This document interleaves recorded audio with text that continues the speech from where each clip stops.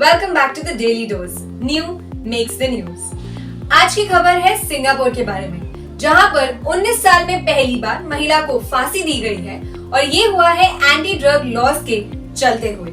आइए खबर जान लेते हैं। सिंगापुर में ड्रग ट्रैफिकिंग के आरोप में 19 साल में पहली महिला को 28 जुलाई 2023 को फांसी की सजा सुनाई गई है।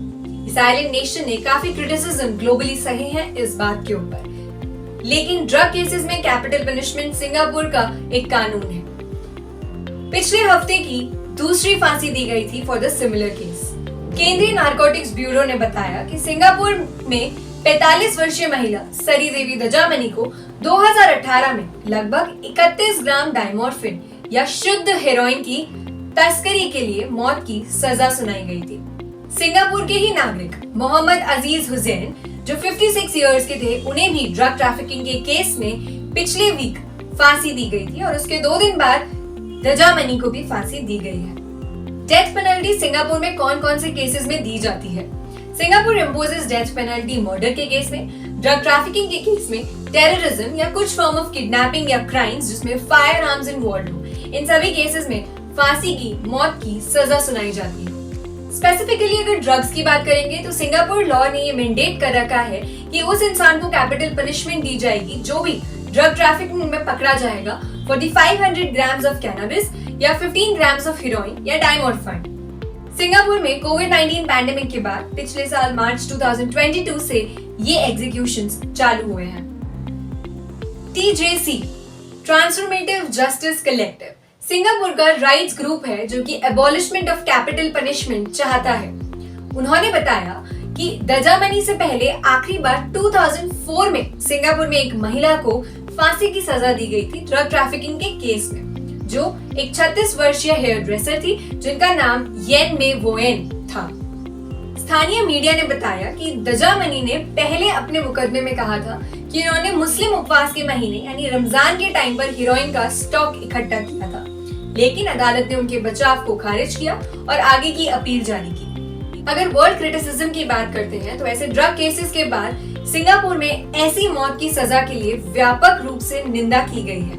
TJC के कार्यकर्ता ने कहा कि ये जो डेथ पेनल्टी है ये सबसे ब्रूटल सिस्टम है जो कि डिस्प्रोपोर्शनेटली यूज किया जाता है वल्नरेबल और मार्जिनलाइज्ड कम्युनिटीज के ऊपर। It doesn't deliver justice, only violence, cruelty, pen.